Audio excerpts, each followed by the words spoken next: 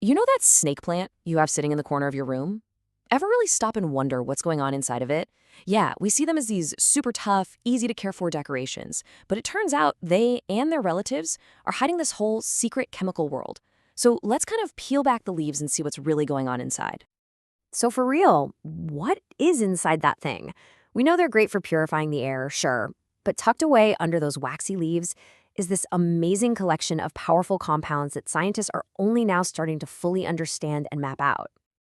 And to really get what's so special about them, we've got to look back in time. Long before these plants were on trend in living rooms, species from the Dracaena and Sansevieria families were like absolute staples in traditional medicine.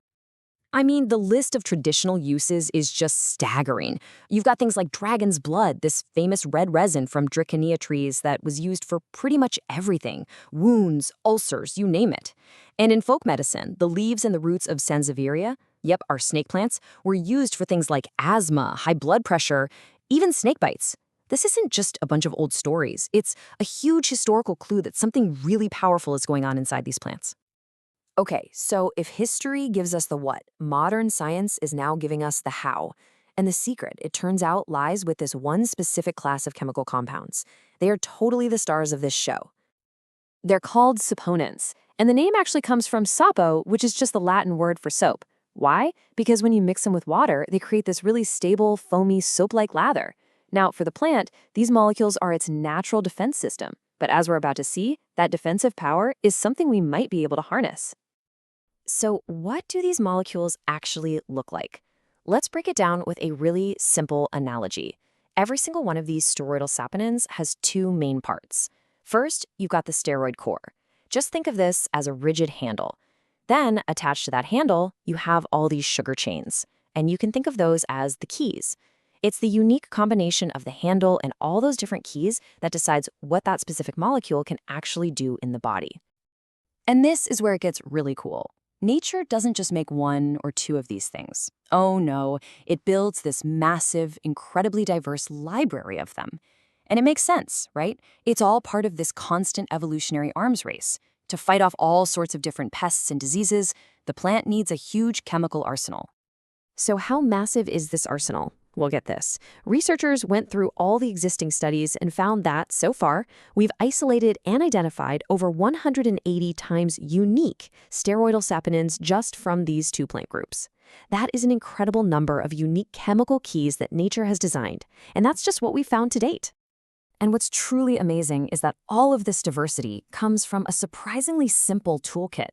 Nature is just using a handful of basic sugar units, like glucose, rhamnose, and the others you see here, and attaching them in different orders and branches onto that steroid handle. It's kind of like a charm bracelet, you know? You can take just a few simple charms, rearrange them in different ways, and create a ton of unique combinations. Each one looks different and has a different story. But why does all this molecular variety actually matter? Well, it's because each one of those unique keys can potentially unlock a different biological effect. And that is what turns these common houseplants into a powerful potential pharmacy hiding in plain sight.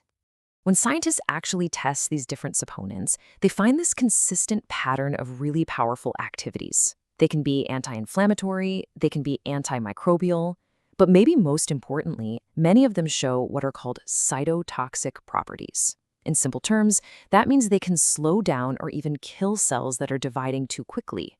And if that sounds familiar, it's because that is the exact principle behind many modern cancer treatments.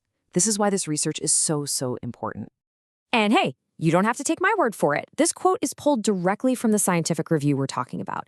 The scientists themselves conclude that these compounds have a whole range of effects, and they specifically highlight, in their own words, remarkable cytotoxic properties.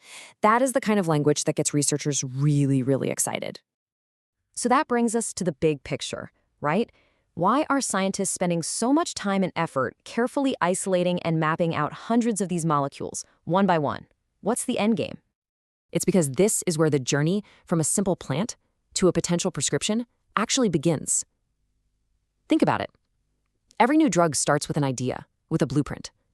By cataloging and understanding all these natural compounds, scientists are basically building a massive library of nature's blueprints. Blueprints that could one day become the foundation for brand new, life-saving medicines. Kind of makes you look at that plant in the corner a little differently, doesn't it?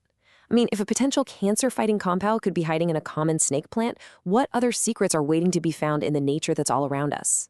Nature's pharmacy is open for business. We've only just started to read the labels.